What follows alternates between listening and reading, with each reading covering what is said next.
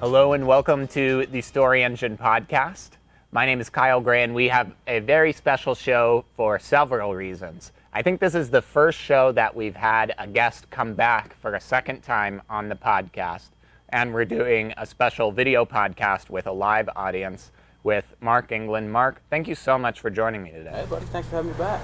So, Mark, you are involved in a lot of different things. You've had a lot of adventures, and when you are just at an event or introducing yourself to somebody, how do you introduce yourself? How do you come across? How do you bring out your story?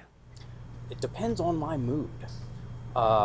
If I want to have a longer, drawn-out explanation of what we're doing, I say we, I mean my business partners and I, and Procabulary and Lifted. I talk about us as storytellers, and when I want to keep it a little bit short, I just say I'm a teacher, because both of those are true. And yes, the storytelling part, it's important for me to be able to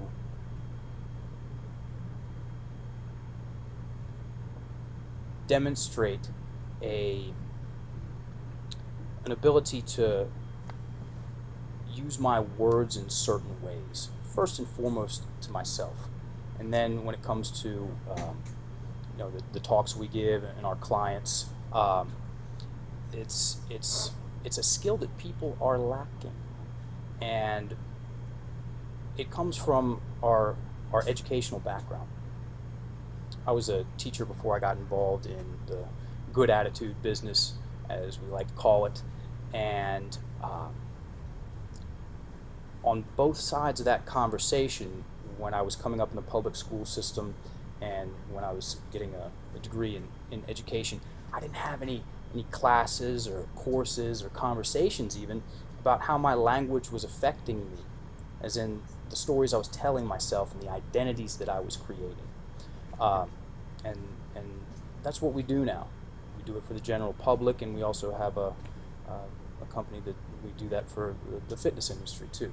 So it depends. It depends.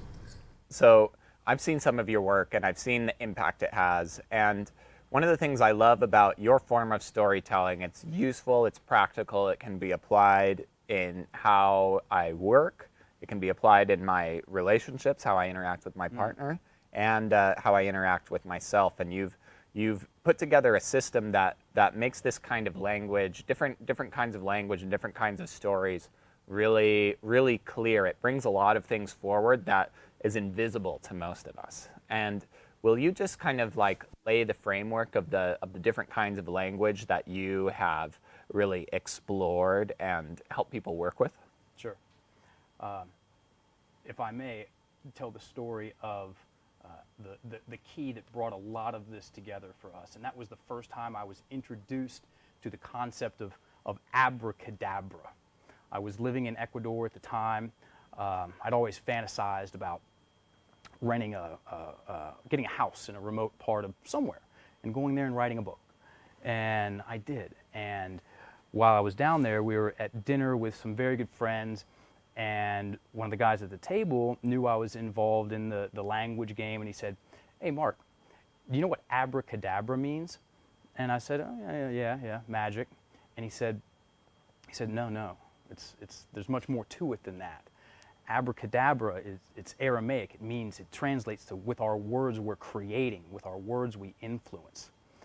That was a big deal for me because it gave me a lens to see language through. So there's only so many ways I can upset myself. And when I started doing one-on-one coaching, it was in a very simple environment, 2 chairs, 2 people facing each other, and I paid very close attention to what they were saying, but also how what they were saying was influencing them. And there have only been a handful of things that have captured my fascination in life. Martial arts has been one of them. Storytelling has been another. And so I started taking notes about what words did what to people. And I noticed these patterns more and more in the conversations I was having with my clients, and also in the conflicts I was creating for myself in my own life. And so we, in the Procabulary system, we mapped out a subset of the English language, and we call it conflict language. And there are three main pillars to it. Negations, talking about what you can't do, what isn't possible, what shouldn't happen, what's not going to work out for us. It's the style of language people use for worrying. And there's projections, which people, it's how people place blame externally. And then also soft talk. And that has been at the core of 80% of all the problems and issues and conflicts that I've seen in my private practice and with people using Procabulary. And like I said, also this pertains to me 100%. I was talking to Dallas before in the break, and he said that I'm always, everything that I say comes back to me too. I'm always coaching myself, my future self. And so as I've gotten more comfortable with words and the stories that we're creating, I'm learning a lot about myself too. It's helped me tremendously. With some of this conflict language, can you give us some examples of each of the three types of conflict language, and then tell us what's happening within those? And I think just saying the words, like a lot of people just feeling them can experience them, but what's really going on? Sure. So abracadabra really is such a big part of this. And with our words, we're influencing aspects of our experience of ourselves or our identity. And we like to focus on 4. So I tell this story a lot simply because it puts everything on the table in a short amount of time. I've shared this on your podcast. We'll do it again now. I was coaching a young man. We were brought up to do some sales training in a company in Canada, and we did some one-on-one coaching afterwards. And I was in a room, we were facing each other in chairs, and he said, "Mark, I can't keep focusing on my past." And turned around twice that fast and looked behind him. And just like you're looking at me right now, obviously you saw me do that. And so did everybody in the audience. He didn't see him, he didn't know he did that. And I pointed it out. I said, "You know, you just turned around and looked behind you, right?" And he goes, "Really?" I said, "Yeah." "What did you see?" And he had to stop and think, which brings up another interesting point. Our language influences us so fast. And he stopped and thought about it, and he said, I saw myself all alone and on the couch. That's 2. I asked him how he was feeling. He said anxious and a little bit fearful. And then I asked him how he was breathing. So with that sentence, I can't, key word right there, keep focusing on my past. And when he said that, do you think he was focusing on all the nice parts about his life and where he'd come from? No. He brought all of the problems and just set them right there in front of him to look at once again and stressed himself out. And so with his imagination, here's the four parts. And we like to look at this as legs of a table. So these are the 4 supporting legs, and the table is our identity. One of them is our imagination. He made that picture of him on the couch. The second is his physical body. His words influenced his physicality. And if anyone has seen someone confidently present, you've seen their words influencing them in ways. If you've seen someone talk about anything and they're doing this a lot and you're doing this, that's the other side of the coin. So 2, imagination and his physical body, his emotions. He was anxious, and then his breathing. He put himself in a stressed state and trapped his breathing up in his chest. Now, I back to school, I didn't have any classes on how my language was influencing my imagination, or my physiology, or my emotions, or my breathing. It came down to spelling, grammar, and definitions. And our language is so much more alive in us individually and culturally than that.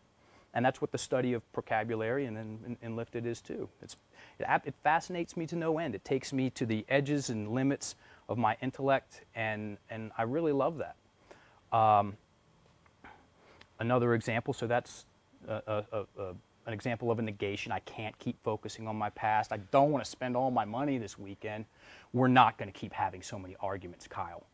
So what I'm doing is I'm forcing myself to focus on the worst case scenario, whether I want to or not.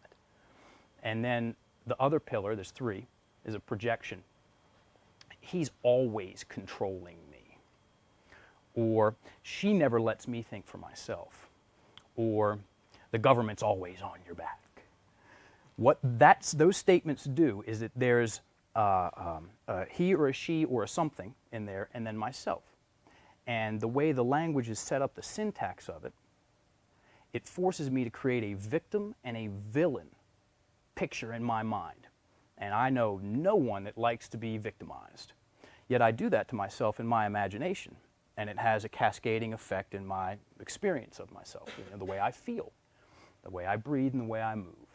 And then soft talk. So when you invited me to come on the show or invited me to come here, which we very much appreciate, I said, I think we can probably make it out there sometime. What are you going to do? Look for somebody else, because I've got commitment issues, whether I want to be solid in my ability to move forward in my life or not. I watched a good friend of mine. He was talking to someone. He's very good at what he does, really good at what he does. And someone was talking to him about bringing him on for a presentation. And he goes, I think we can make some decisions about it at some time.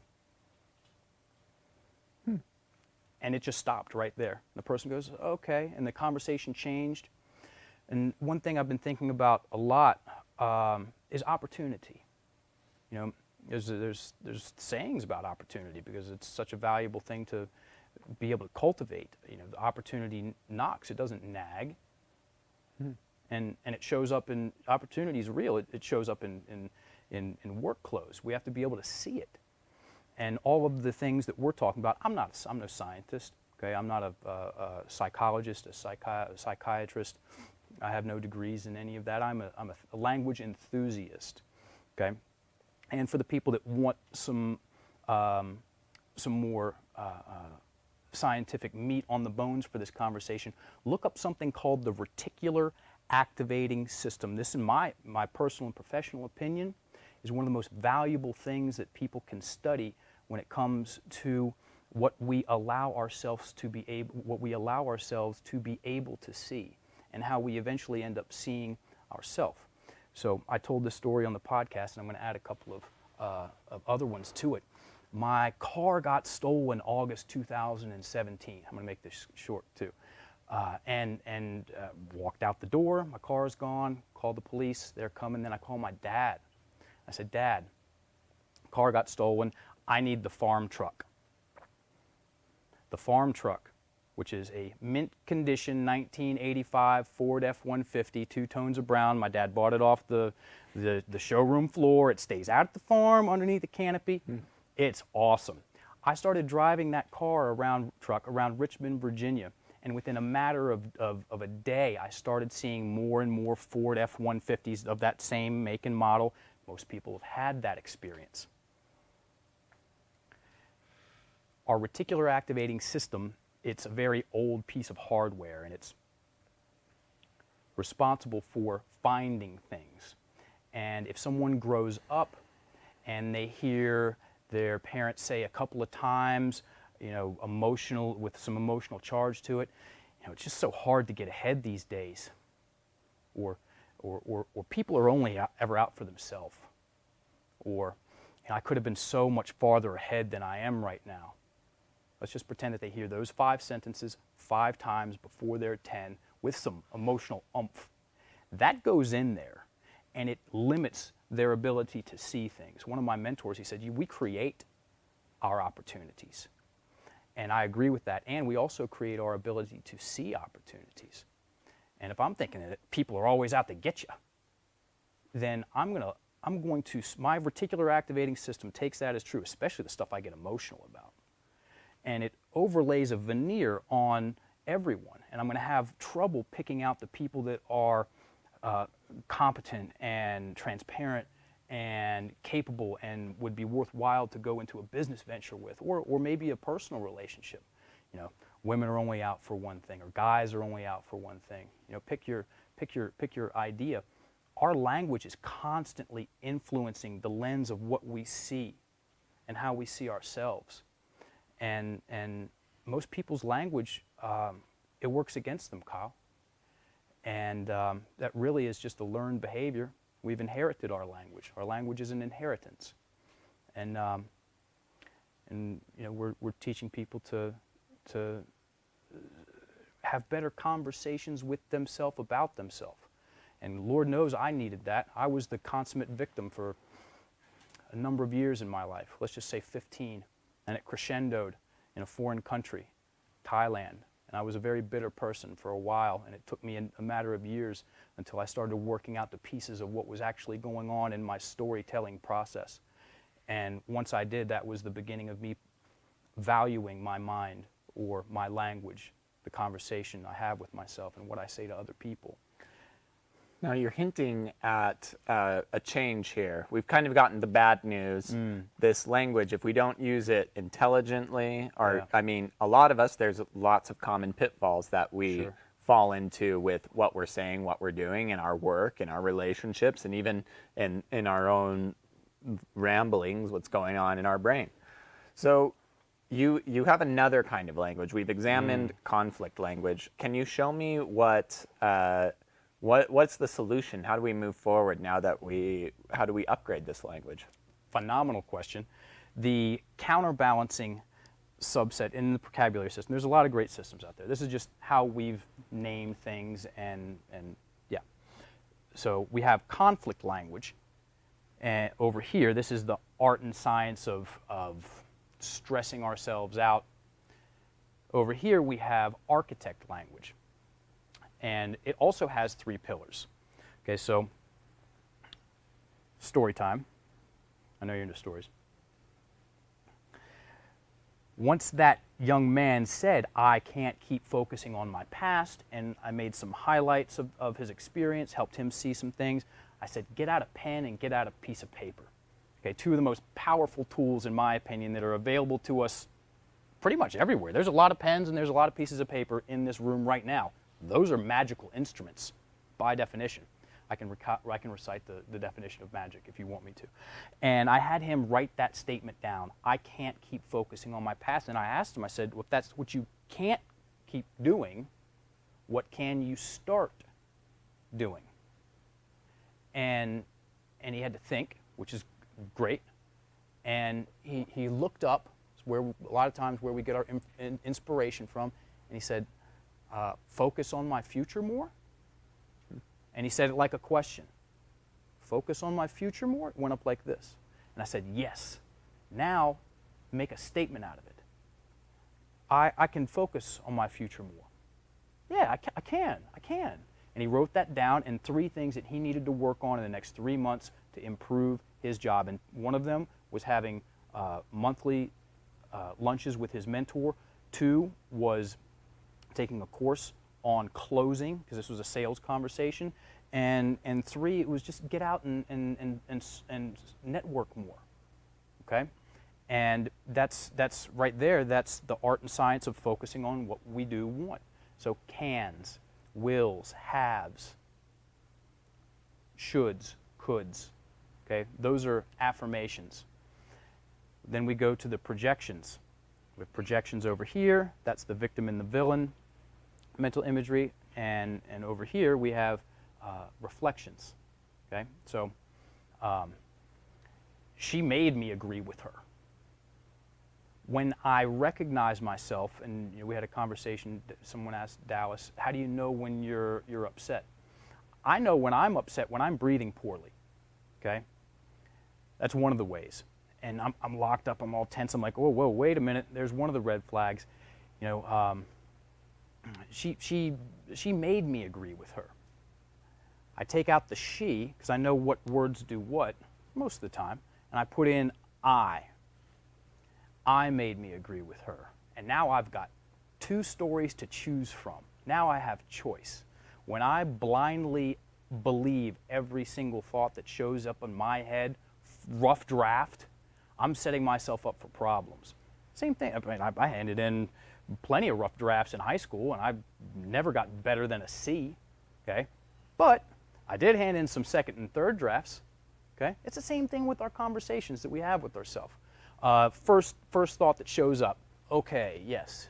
How well formulated is that thought? Oh, well, you know, I am making those pictures and I am getting those kinds of feelings and I'm breathing up here. So let's redraft it. Take out the she's and he's and the government and put it in and see how much more accurate it is. Because a lot of times it is. You know, you're going to have a hard time making me think anything. At the end of the day, I make me think what I think. And that is a very empowering and inspiring revelation. Because otherwise, then I really would have a problem. Most of the time, I'm just confused about what I'm doing to myself. And then the third pillar is solid talk. And it's simply taking out the soft talk keywords. Thinks, maybes, mights, possiblies, some days, hopes, tries. It's almost like. I think that one's the most common one.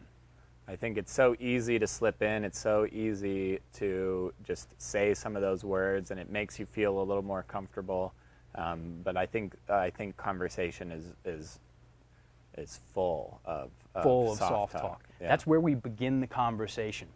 If I've only got a short amount of time to talk, I'll bring up some of these examples, and I'll say just take a couple of these out, because in most people's language, and for whatever reason, the younger generations use it even more.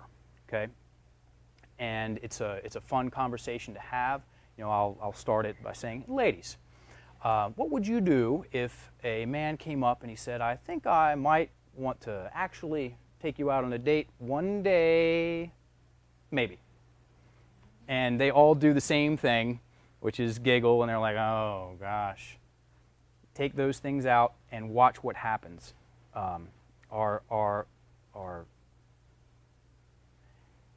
There's an energetic emotional reaction in us. We feel more solid and sturdy and capable. And that's a good thing, because most people want to feel that way, as opposed to prolonged bouts of indecision, which is its own flavor of stressful.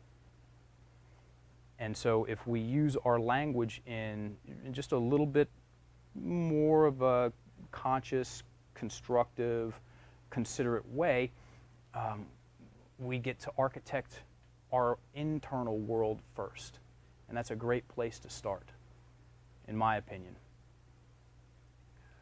When we are using this architect language, there's several big realms of opportunity. We've given some examples of how we can speak to this for ourselves in our own language, in our own dialogue.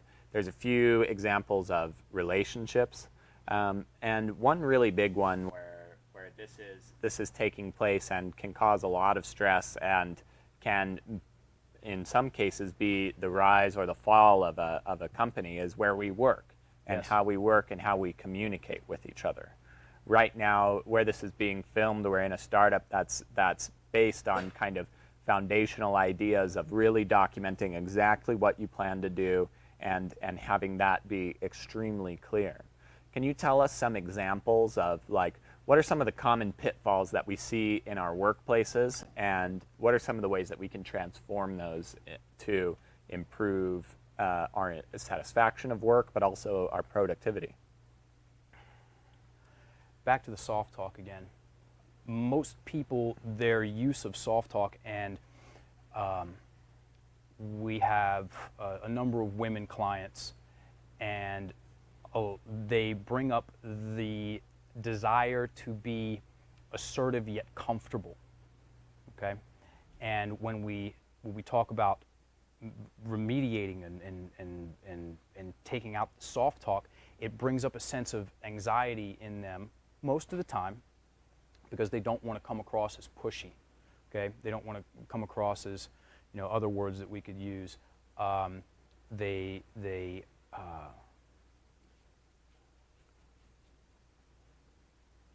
There is an expressed need to be liked and accepted. Yes, I understand that.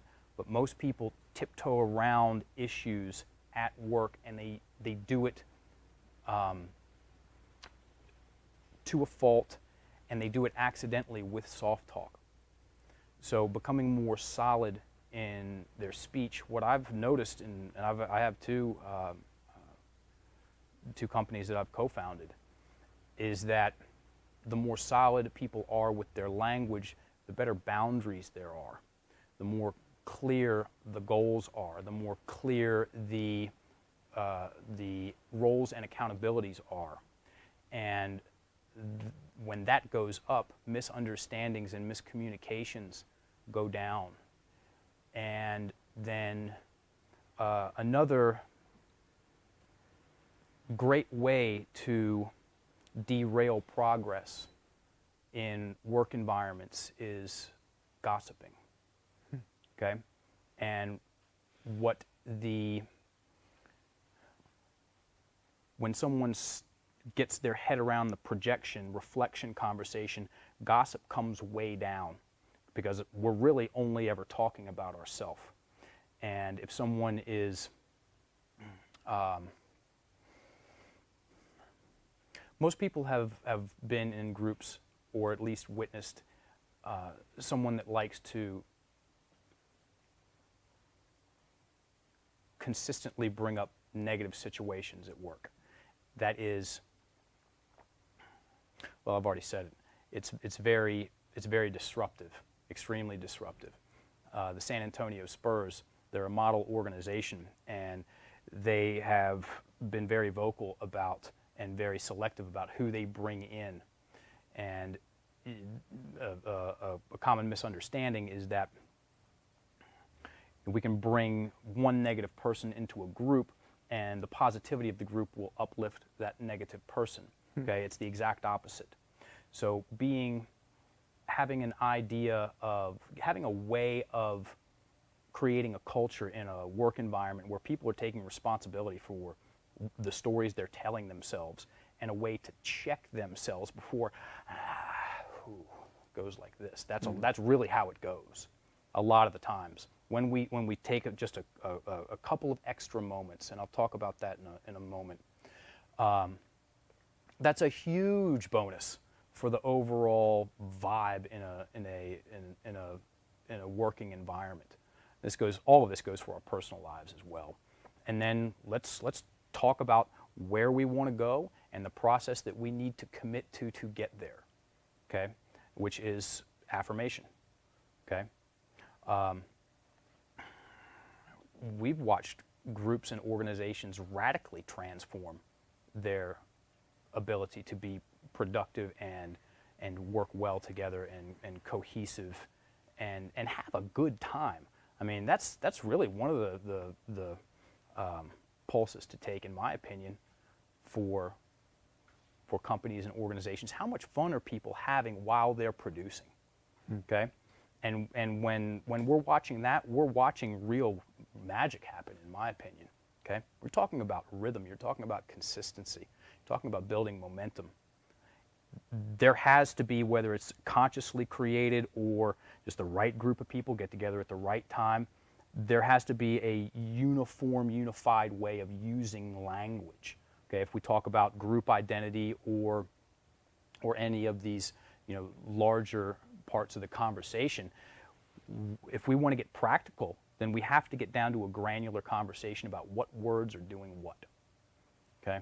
Because then it's practical. I can practice this. I can practice this way of thinking and speaking. Speaking of practice, which this does require practice, and it requires not only just being aware of the words, but there's an irony to saying there's conflict language and then there's architect language, because I think being in conflict language in some ways, especially soft talk, avoids being confrontational or expressing who you are and 100%. what you're trying to stay and hide and be liked. And this is something that's very common, a common issue, and I think your observation on kind of younger generations having more and more soft talk I think it's a factor of kind of the world and environment we've grown up in, and there's always a different opportunity to focus on. So developing our architect language requires us to say what we want in a way that leaves us open for rejection or criticism. Sure. And these other types of languages, or being specific and being positive, they require us to get out of our comfort zone. And what are some of your ways, or maybe some stories of people that you've worked with, in working this muscle of being confrontational or being authentic and really being true in your language? Got it. The way that we recommend starting, or the place we recommend starting here, and I've been giving this particular piece of advice for the past 2 years. I'm going to do it for another 8 more and see what happens. This is how comfortable, keyword, I am with this piece of advice, is for anyone that wants to get a better understanding of what words are doing what, slow down their rate of speech by about 15 to 20%. And it will give you a lot more space, so to speak. You're going to breathe better, okay, which makes you a better listener right off the bat, okay? And then you'll have the mental real estate to connect the dots between what words are doing what. We coach a lot on presentation skills, and we've got a lot of success stories just in that one part of the conversation of people going from insecure to confident on stage, which is a massive leap, okay? And then from there, going confident to comfortable, okay? That's where we want to help people get within themselves about what they're saying. So when this one of our most recent clients, she's in sales, and she very much appreciates her higher-ups, their ability to say what they mean and be okay with it, okay? Right, and before she signed on with us, she was using a lot of soft talk to dance around the issue to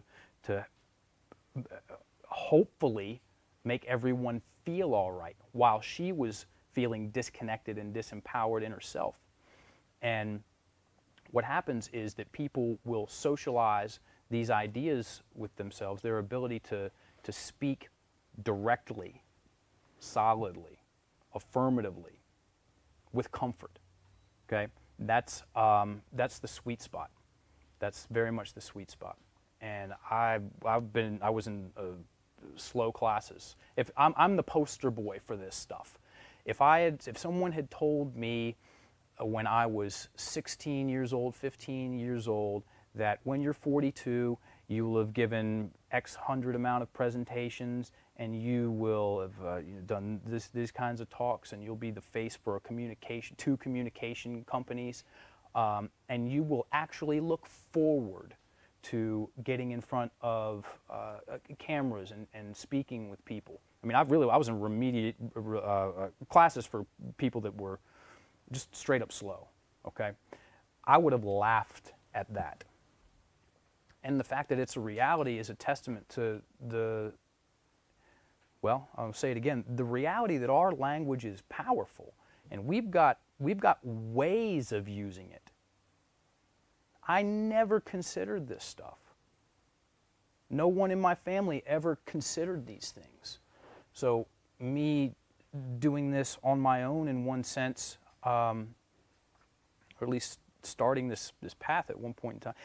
Here's where I'm going with it, Kyle. If I can do it, anybody can do it. Okay? I have fun on stage now. I'm comfortable on stage now. Where before, I remember my first presentation. It was to 12 of my friends, and it felt like I was sweating electricity. That's not fun. So it's a skill. And just like anything that you've gotten better at, whether it's writing books, giving podcasts, rock climbing, hanging off a ledge with just a pinky hanging on a rock, whatever it is, we can get better at it, and storytelling is what it is. It is a skill.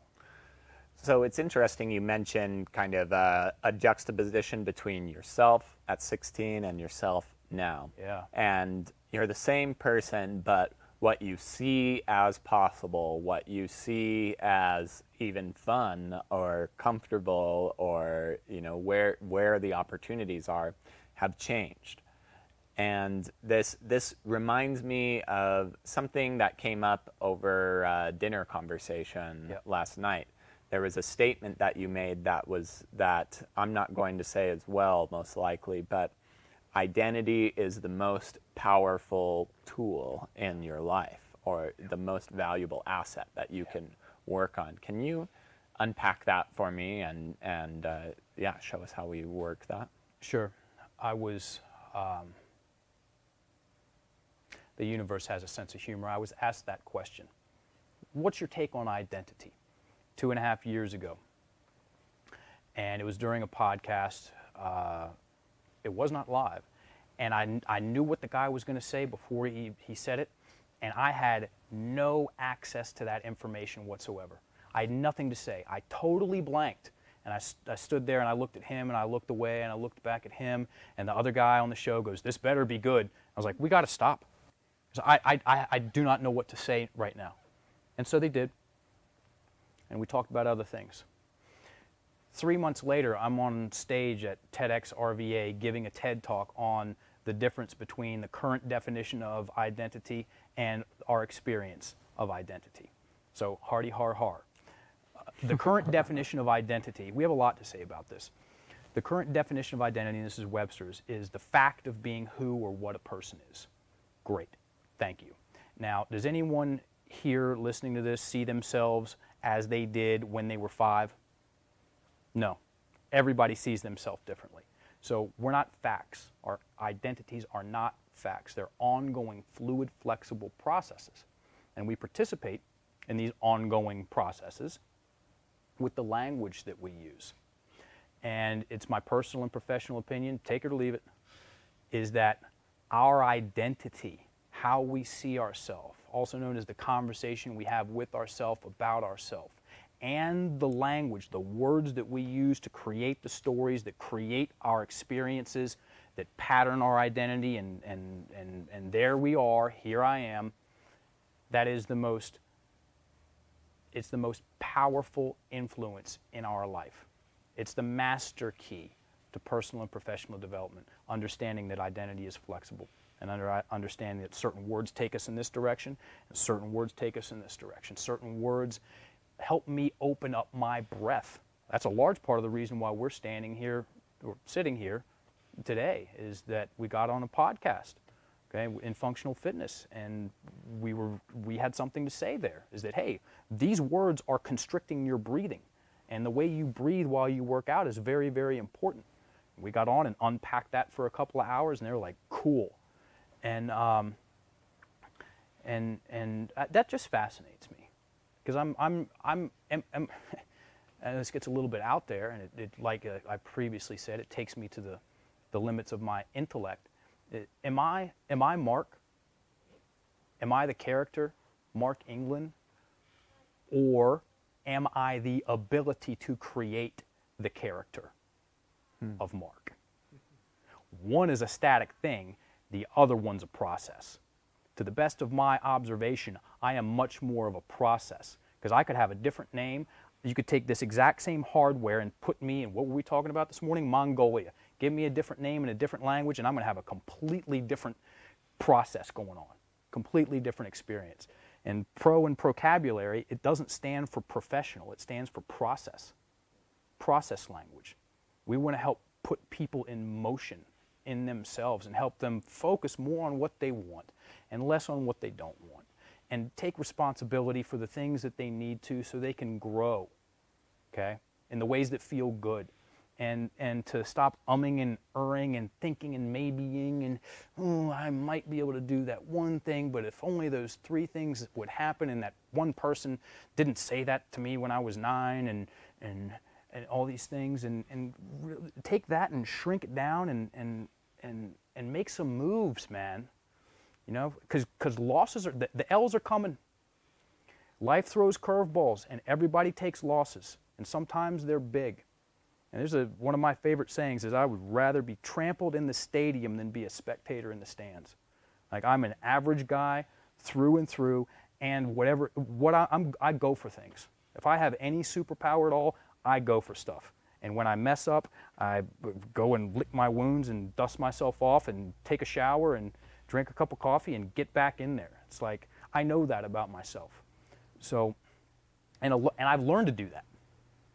I learned to do that. I was not that way as a kid, okay? And that skill developed as I changed what I said to myself, okay?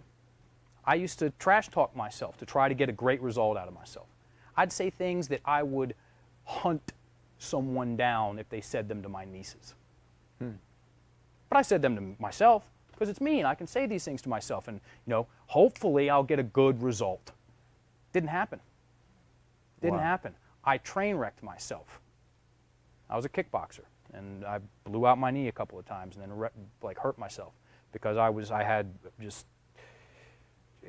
And looking back on it, knowing what I know now, there was no other way that could have turned out, and I'm glad it turned out that way, because I like myself now. Before, even when things were going real well, and that whole thing, I didn't like me, but I kept the lid on. Barely. Wow. That is just a really powerful avenue of transformation, and it's interesting to kind of question even the boundaries of where I really begin and what's around me. But it's encouraging to know and to see, we don't have control of everything that happens to us or what's going to happen. And one of the only factors that we really do have control over is the story that we're telling about the situation. But that's how we move forward, and we create that identity that unfolds the life before us. And I think that's really incredible. Mark, it's been so much fun exploring all of these different elements of language with you. And I want to open it up. We have time for one or two questions, but do you have a closing statement to send us off with? I do. It is officially my favorite quote. And we just finished up at an Enlifted training. We took 20 athletes through our online program, instructor-led, myself and Mike Bledsoe did. And as we were getting to the end, people were having a much greater ability, skill. They developed the skill of being able to laugh at themselves more, okay, and point at the things that they've been and they were gaining great benefit from it. People were. I'll leave the miraculousness of it out of it. And towards the end, I started using this quote because it pertains. If you laugh at the devil, he will run away. From Leonard Orr. If you laugh at the devil, he will run away. If we laugh at our boogeymen, because that's what happens if we take this conversation far enough with the architect language. It's like, and that feels so much better than wasting a weekend blaming somebody for things that I'm actually doing to myself. And yet I have very little ability to articulate things in a different way. So I only have one way of storytelling. You know the power of storytelling as much as anybody. And having options is fun, man. Mm-hmm. Wow. There it is. Thank you. Any questions here? What inspires me to continue to do this work with people with the language? Feedback. So there's two sides of that street. Feedback is one of them. With the course that we just finished up, and it's amazing what someone with just a little bit of understanding of the language game can do for themselves and other people. One of our students came back and said, "Hey, I just wanted to share this. I am a canine handler, police officer, and we got called to someone. We got called to a home. They were having this person was having a legit nuclear meltdown, And I would have taken them to the hospital, the psychiatric ward, wherever they would have taken them. But I've got a dog in my car, so I just spoke with them on the corner for 5 minutes. And this person was using a lot of binary language, always and nevers and projections. These people are always messing with me, and they never give me a chance, and they were getting really inflamed. This take out conflict language, take out conflict and put in inflammation language, okay? And the person and the police officer listened, very important, and then said, are they always doing that? And the person goes, well, no, not always. Okay, so sometimes, Procabulary 101. Person took a breath. The idea is getting socialized and then ping-pongs around. Yeah, okay, cool, better story. Yeah, they're sometimes doing that. And then, sometimes life is actually okay. Take out the actually. Life is okay. Whose life? My life. Okay, my life is okay sometimes, that happened in 2 minutes, which is a very different story than always and never and, blame throwing and just locked up, like so much so they couldn't breathe, hence they were having a panic attack, hence they called the cops. Panic attacks, those are story issues. Those are language issues most of the time. Again, I'm no doctor. So I get feedback from that and I'm like, wow, that is just magic. The definition of magic is the ability to apparently alter the course of events using supernatural forces. It's not the ability to do it, it's the apparent ability to do it. And that guy helped this person. They were going over here, and the reason why he sent the feedback is that the person that they helped, he said, we rarely ever get positive comments, okay, from the field. This person sent me a handwritten letter. And so I see that and I'm like, man, that just gives me so much. And then on my side of the street, and I'm learning, I'll always be learning, how good can I get at telling the story of story? In conversations like this, how good can I get? Don't know. Want to find out. Take out want to, put in will. Will find out. That's why I have a 50-year goal. It's written down. I have a 50-year goal. I give my last presentation. It's in March 2057. I've been in the game 50 years. So, I have feelings. I want to know what it feels like to get on stage with 50,000 people. I'm currently at 500-ish presentations. I've spoken in front of 1,800 people and really enjoyed it. What do I have to do to myself? What kind of person do I have to become? What kind of things do I have to let go of, and bad habits do I have to curtail, and sacrifices do I have to make to create the thing over time that gets me on stage in front of 50,000 people and I feel comfortable there? I want to know what that feels like. I love that we got the definition of magic in there too. We got to close the loop on that. I was wondering about that when you mentioned it earlier. Yes. It's called Core Language Upgrade. It's our foundational training. It's an online training, 21 days, 10 minutes a day, video, little quick quiz and some questions. We built it for busy people because we found the only people that want to develop storytelling skills and use their words in more effective, productive, constructive ways are people that are already doing a lot of other stuff. It's like the old saying, you want something done, ask a busy person. I've got to say, I've gone through that course too, and it's so incredible how simple it makes and clear it makes all of these different words and languages, and it's very easy to start noticing and transforming that. And we'll definitely have a link to that in the show notes for anybody listening in. Mark, thank you so much for joining us. Kyle. Can we get a round of applause? Thank you. Thanks for listening to the Story Engine podcast. Be sure to check out the show notes and resources mentioned in this episode and every episode at thestoryengine.co. If you want to tell better stories and grow your business with content marketing and copywriting, be sure to download the Content Strategy Template at contentstrategytemplate.com. This template is an essential part of any business that wants to boost their traffic, leads, and sales with content marketing. Thanks for listening, and we'll see you next time.